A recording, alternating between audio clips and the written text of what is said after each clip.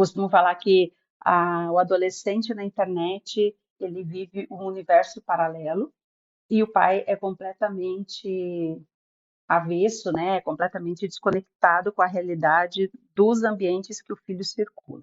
Controles parentais de todas as formas possíveis. E isso sempre vai ser algo extremamente importante e é uma ferramenta técnica importante para ver, para conhecer, mas não achar que ela será o suficiente. Pode Aprender. O Pode Aprender é o seu espaço para debater temas importantes para a educação básica brasileira. Uma realização da Aprende Brasil Educação.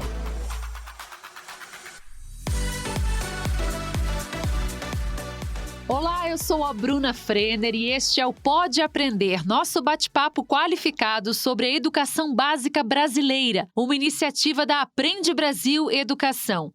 Neste episódio, a conversa é sobre como garantir a segurança digital dessa geração de crianças e jovens e que está cada vez mais conectada. Quem participa é a especialista em mídias sociais, marketing e negócios digitais, Fernanda Musardo, que há anos ministra palestras para pais e educadores e conduz projetos voltados ao uso seguro e consciente da internet. Fernanda, seja muito bem-vinda ao Pode Aprender. Obrigada, é um prazer falar com todos vocês. Espero que o nosso bate-papo seja produtivo. Com certeza será, Fer, o prazer é todo nosso. Vamos lá então, a primeira pergunta, Fer, porque assim, pelo que você acompanha, né, você já acompanha a vida das famílias há muito tempo, queria que você falasse um pouco pra gente sobre principalmente os pais. Eles sabem o que seus filhos acessam na internet? Há esse monitoramento, Fernanda?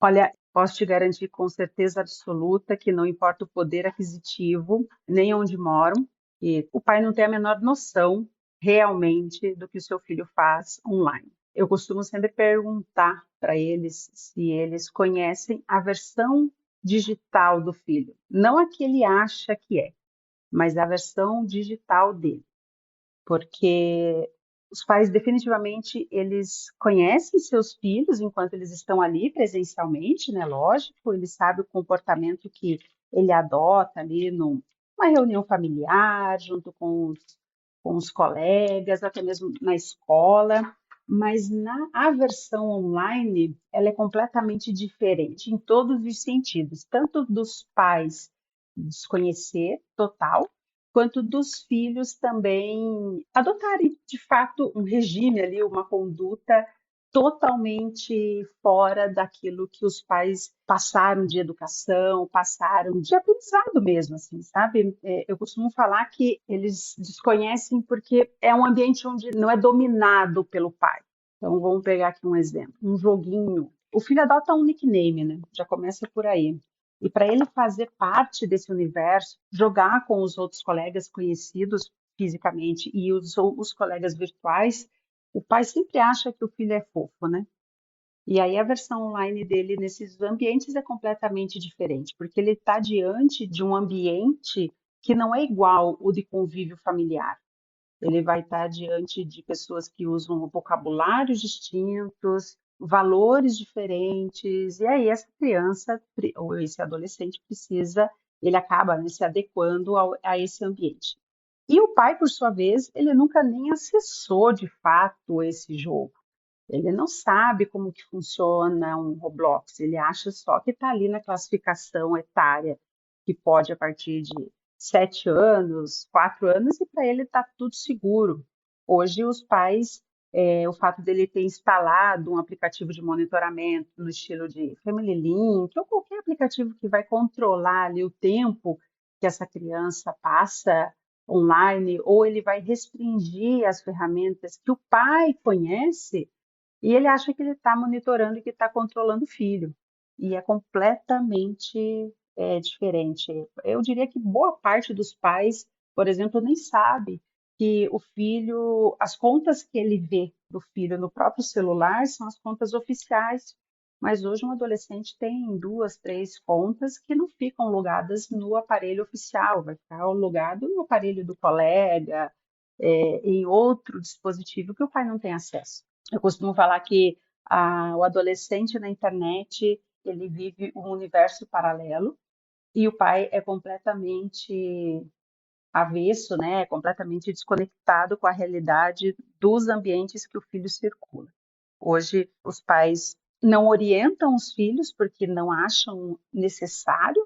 A orientação que dá, ela é muito parcial, né, em termos de funcionalidade, vamos dizer assim, do aparelho, mas eles não sabem o que eles jogam, como jogam, quanto tempo que eles usam o celular de madrugada, que mantém redes sociais desconhecidas, enfim, é um mundo, infelizmente, é um mundo completamente apático. E, Fernanda, você acredita que a internet é mais perigosa hoje em dia do que era há 10 anos, por exemplo? Eu acho que sim, mas não tanto em termos tecnológicos, sabe? Em termos comportamentais, de forma geral. Então, sim, é mais perigosa, porque hoje a gente tem inteligência artificial, sim, porque é mais natural você compartilhar as suas informações, a sua vida nas redes sociais, coisa que há 10, 12 anos atrás era natural, mas não da forma como é hoje. Mas há hoje um ponto muito mais delicado do que simplesmente o perigo, que é a completa falta de maturidade, noção, educação que se tem nos ambientes virtuais. Por exemplo, se você fala com um adolescente de 15 anos, 14, ele acha super normal usar a inteligência artificial para manipular a foto de uma colega de escola. Então, ele vai ter um grupo do WhatsApp da escola, onde ele vai usar a imagem da colega, que ele vai fazer uma figurinha, vai compartilhar. Quando se vê, tem outras crianças de outras escolas usando a imagem de uma menina ou de um menino numa situação constrangedora. Ele não viu maldade, e essa menina está tendo problemas graves, sérios, por exemplo, por conta desse compartilhamento de algo que começou de uma maneira totalmente inocente, sabe? Por quê? Porque essa criança viu o pai e a mãe usar a vida inteira e para ela é normal isso. Queria ouvir de você quais comportamentos inadequados ou crimes virtuais que são mais comuns envolvendo menores de idade, Fernanda. Olha, o primeiro, nós temos um cenário bem preocupante da criança, começando ali com os 11 anos e indo até 16, 17 anos, que é a completa falta de noção, percepção do que é o racismo. Ele acha realmente que é uma piada. Ele não consegue ver que num grupo de WhatsApp ele não pode falar da forma como eles utilizam, né? Aquele vocabulário ele é inaceitável. Não me interessa se é uma mega criança, um adolescente, um adulto, um idoso. Isso é o primeiro crime. O cyberbullying agora ele também é, né? Agora nós temos uma lei aqui no Brasil que trata a questão do cyberbullying. O stalking, eles trabalham bastante com a perseguição online dos seus colegas. E eles criam muitas contas, é um volume inconsequente. Assim, né? Nada vai acontecer, afinal eu sou criança. A questão da manipulação das imagens. Hoje é corriqueiro, porque eu não gosto de usar a palavra normal, porque para mim não é normal, ouvir, ver e acompanhar casos de adolescentes comercializando o pack de fotos das colegas do colégio, por exemplo. Às vezes é uma foto, tipo, na frente de um elevador, sabe? Uma foto que não tem nenhum tipo de conotação. Ele faz a manipulação dessas imagens para uma situação mais delicada, constrangedora, e ele vai vender isso por $20, $50, e daí os pais, é muito comum eu ver assim, mas meu filho não tem conta em banco. De fato, o filho não tem conta em banco, mas ele tem a Steam, que é a conta do jogo. Ele tem aplicativos de serviços online, onde ele pode receber esse valor. E é completamente ignorado e desconhecido dos pais esse cenário. Pois é, Fernanda, é um cenário muito complicado, complexo também para quem educa, né? Na tua opinião, assim, com a tua experiência, você acha que proibir as redes resolveria o problema? Qual seria um caminho para uma solução? Saliva e espelho. Você tem que dar o exemplo, porque você é o espelho do seu filho, e a saliva, gastar saliva. Realmente educar mesmo. E dá trabalho, né? É irritante, é desgastante, cansativo, repetitivo, mas ele realmente precisa ser educado, porque quando você educa uma criança, não importa o ambiente que ela está, ela segue o que ela aprendeu moralmente com a família. E assim, infelizmente, nós, adultos, pais, a tecnologia é muito amigável para o jovem. Então, por mais que a gente tente se antenar, aprender, eles estão essencialmente na frente. Eu não falo de proibição, mas limites também são importantes. Menor de idade não pode ter rede social, menor de idade não pode ter celular, celulares avançados, menor de idade não pode fazer o uso a hora que quer, quanto quer, como quer, de qualquer ambiente virtual, e colocar para a criança que sim, ela não pode tudo, que ela precisa respeitar a hierarquia de uma determinação, de uma orientação de quem é responsável pela educação dela. E também não adianta o pai simplesmente instalar o aplicativo de monitoramento e achar que está feita a educação online do filho dele, porque não está. Enquanto a internet estiver ligada, a educação precisa estar ativa. Perfeito. Então você acha que é possível equilibrar a liberdade, a autonomia e a segurança no ambiente online? Totalmente. E a primeira coisa, menor de idade não tem privacidade. Porque quando acontece algo com o filho, o pai vai investigar tudo. Mas é quando aconteceu alguma coisa. Até lá, ele acha que ele precisa respeitar a privacidade do filho. Não, isso é falta de educação, isso é falta de limite, é falta de. Então, a primeira questão é essa de privacidade.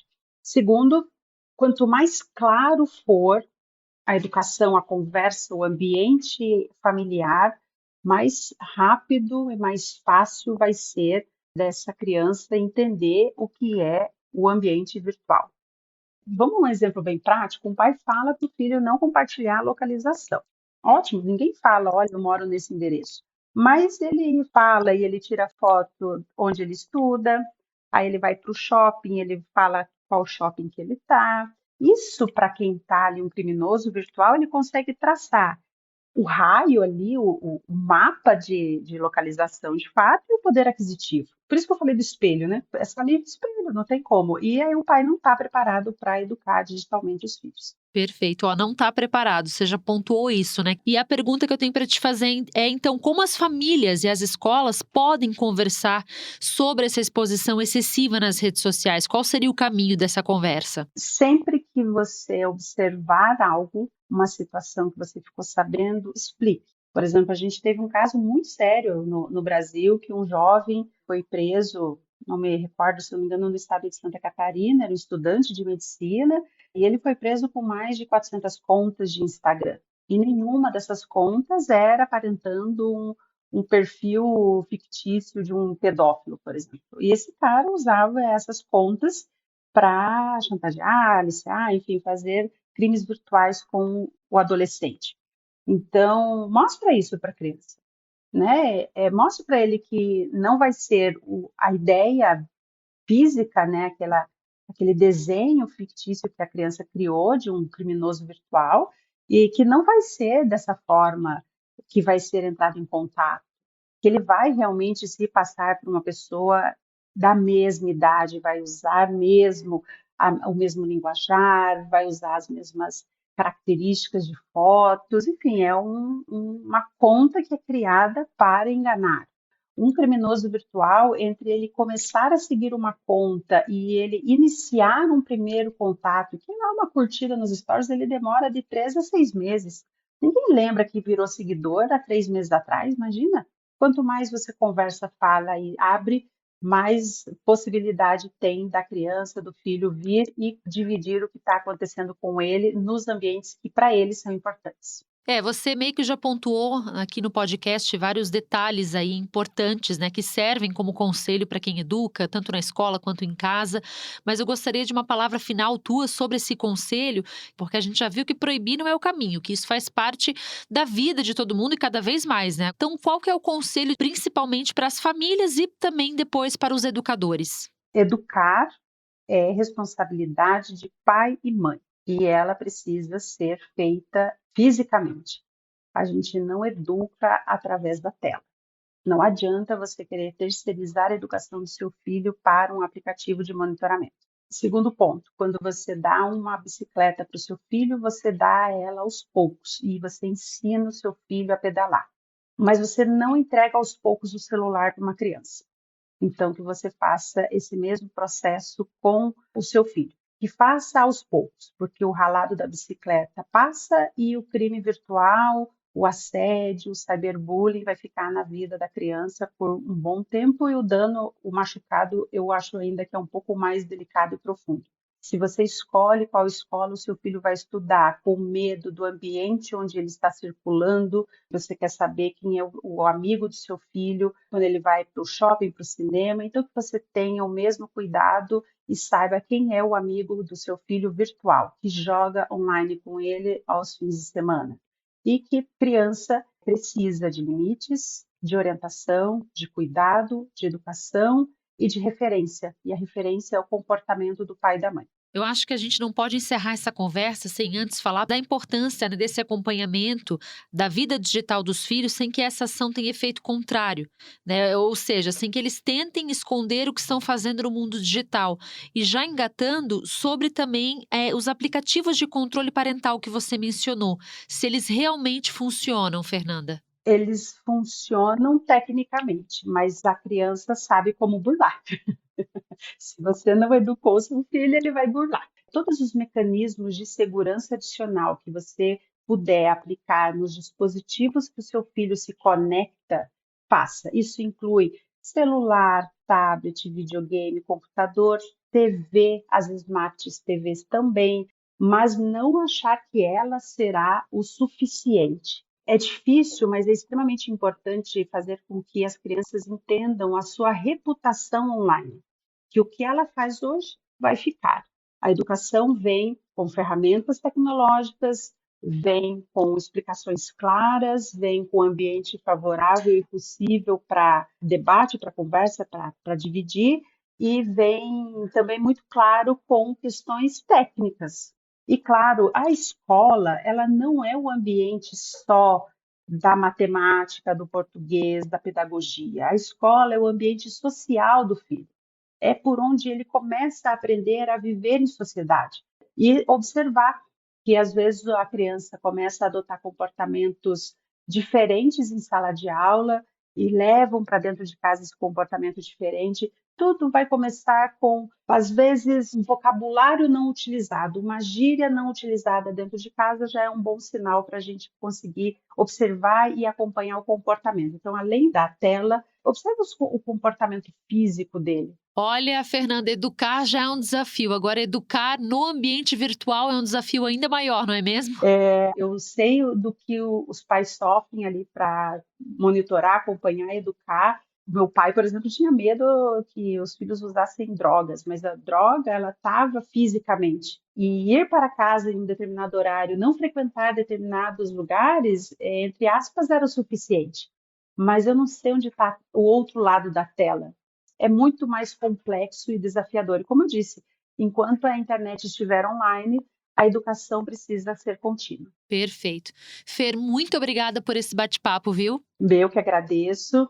Agradeço também a oportunidade de tentar dividir um pouquinho da realidade, da verdade, do que acontece com esses ambientes e com as nossas crianças. E o quanto antes a gente conversar sobre isso, creio que ser mais rápido dos pais tomarem a rédea, tomarem conhecimento e adotarem medidas para que as crianças cresçam em um ambiente mais seguro possível e principalmente atentas que o ambiente é divertido, é oportuno, é importante, mas é perigoso. Perfeito, Fernanda. Assim nós vamos avançando. Conversamos então com a Fernanda Muzardo. O Pode Aprender agradece imensamente a sua participação e obrigada a você que nos acompanhou em mais um bate-papo qualificado sobre educação básica brasileira. O Pode Aprender é uma realização da Aprende Brasil Educação com produção da Banca do Podcast. Para comentários e sugestões, basta enviar um e-mail para aprendebrasil@positivo.com.br. Acompanhe os próximos episódios do Pode Aprender na sua plataforma de podcast preferida, nas redes sociais e no site Aprende Brasil. Tchau, tchau, até mais! Com produção e edição da Banca do Podcast, o Pode Aprender, é uma iniciativa da Aprende Brasil Educação.